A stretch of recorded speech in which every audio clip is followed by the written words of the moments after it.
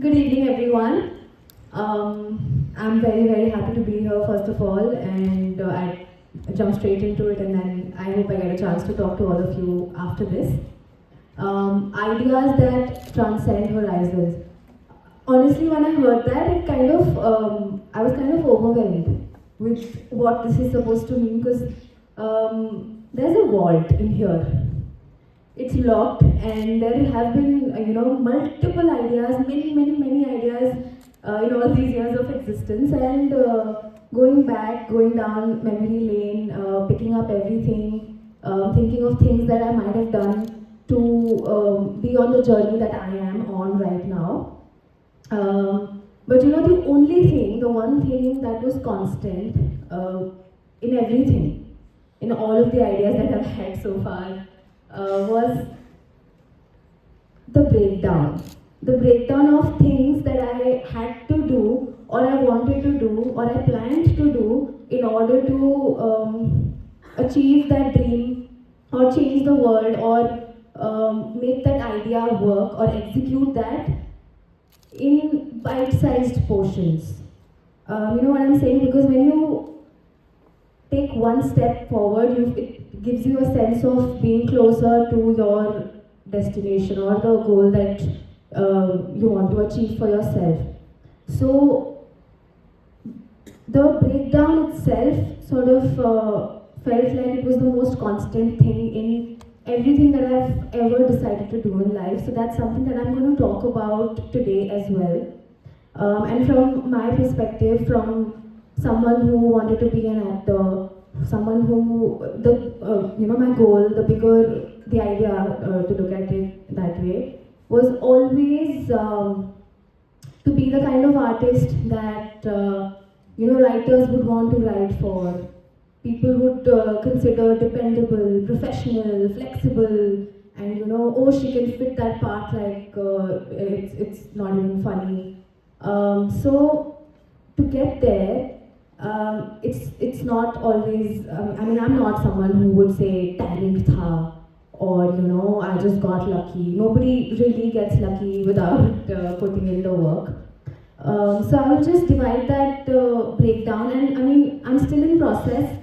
I've not achieved the end goal that I want to, and I think an artist will never really be happy or completely satisfied with where they are. But I'm on a journey where the first step, this is non-linear by the way, the first step towards this goal for me was,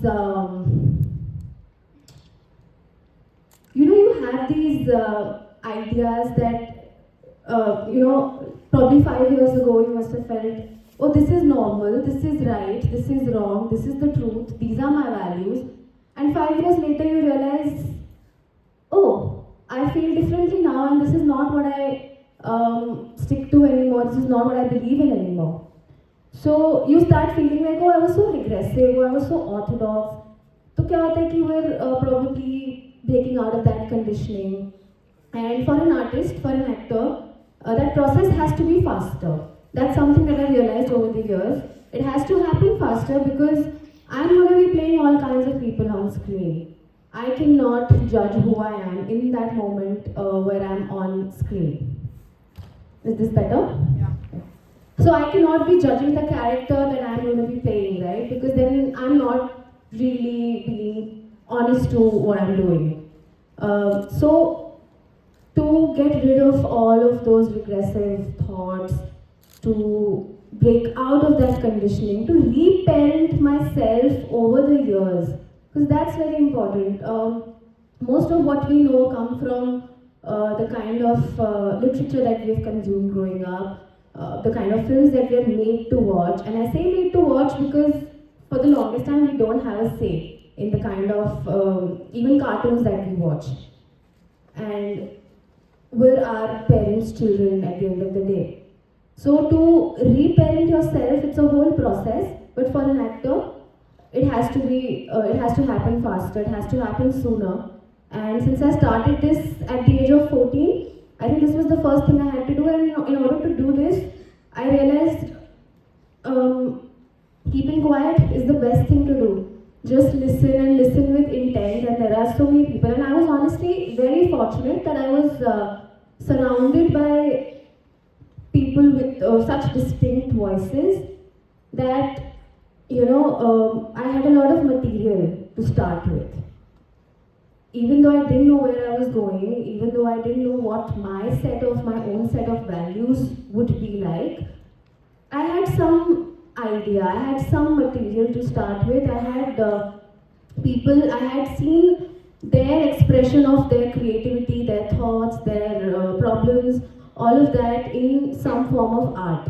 So I've been very, very fortunate that way.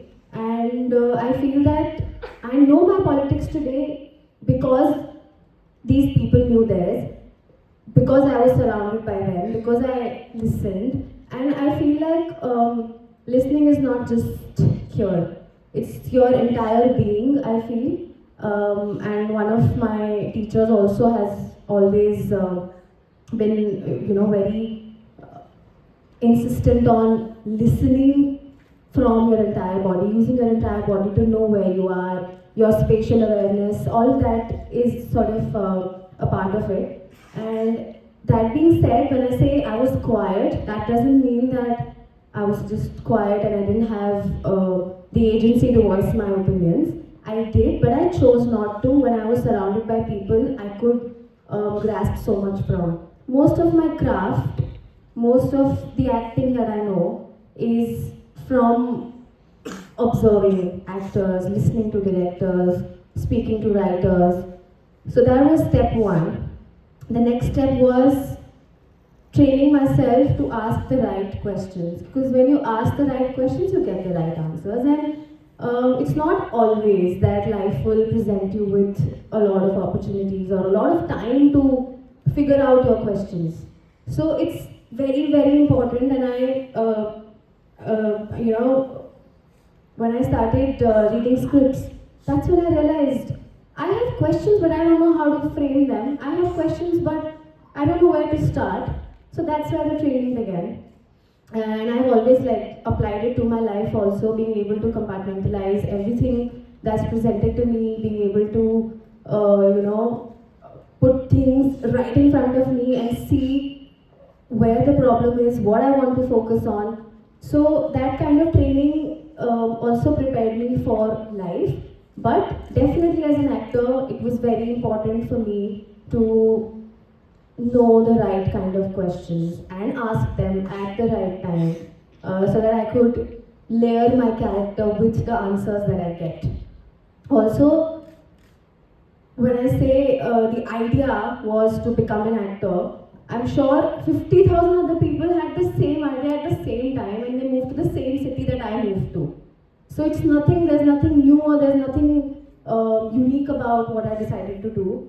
But I always thought I could be different. I could be different by just being who I am and making it better and better.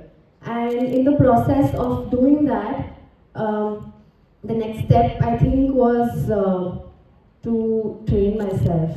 Training is very, very important in whatever you do, and I've realized this probably in the last 2 to 3 years.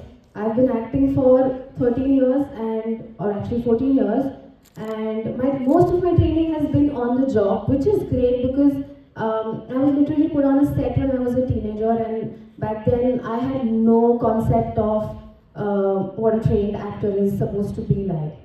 But as I grew up, I started reading about it, I started speaking to people, going for workshops, and this year I dedicated the better part of it to my training, and I realized how much it helped me better my craft so I could be more liberated as an artist, if I can say that.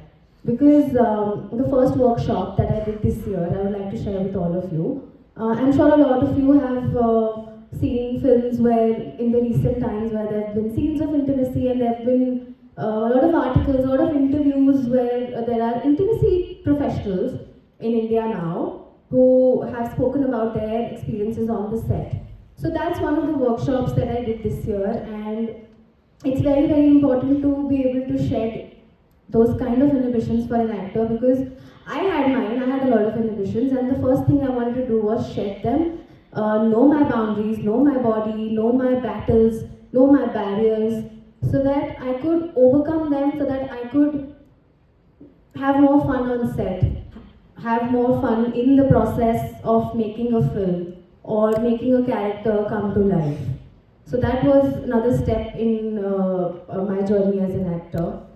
And the next workshop I did, I'm not sure if people have heard about it here. It's called Adi Shakti. The workshop was Source of Performance Energy. So all of the performance energy that you gather, it's inside you, or it's in the nature around you.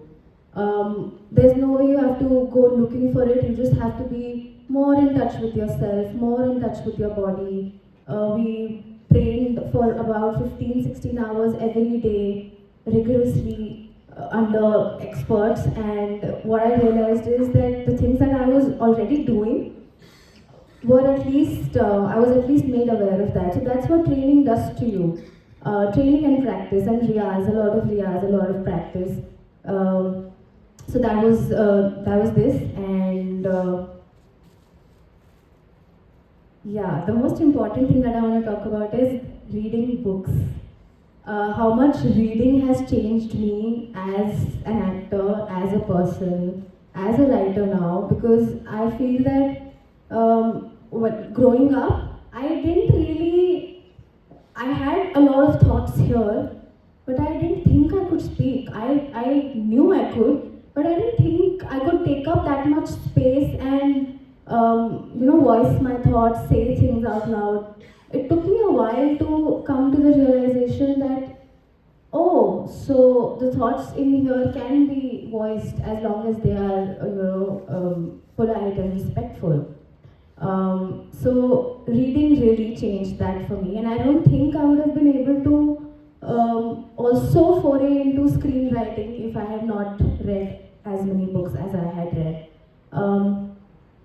All of the teachers, all of the experts that I have ever worked with, their parting note is always that they want you to read books. From the age of, I think, 12 or 13, I was told that if you're going to do this, if you're not going to go to regular school, and if you're going to be an actor on a set where there are grown-ups all around you, there are no kids around you, this is not a normal childhood that you're going to have. So, might as well start reading. And I did, and I'm glad I did. Because, like I said, the kind of thoughts that I have, the kind of the kind of power that literature gives you, I think there's nothing else that can do that for you. Coming to the life-changing or the world-changing ideas, I would like to circle back to that now. Because all my life, as an actor, when I started working in the film industry, I thought I will change this world one day. I will show them how it's done. I will not just this world, I'll probably change the entire world.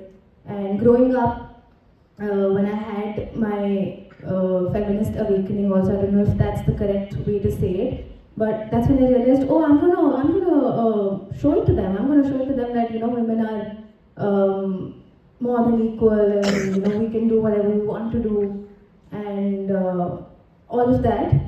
And I'll change the world for every woman out there. Basically, that was the idea that I had when I was in my teens. As I grew up, I realized one thing. You just have to, step by step, change the world for yourself. Change your own world, and the rest of it starts to get better anyway. So when it comes to filmmaking, which I eventually want to get into, when it comes to being an actor on a set, can you not flash the light, please? Yeah. So when it comes to being an actor on set, I think what I can do is figure out my values and see what's best for me, what fits in there, so that I can change that world and I can make the kind of films that I want to make. I can be a part of sets that are healthy, that are safe for women, that are safe for all kinds of people from all kinds of departments. People have fun making those films, and yes, so thank you very much. Thank you for having me.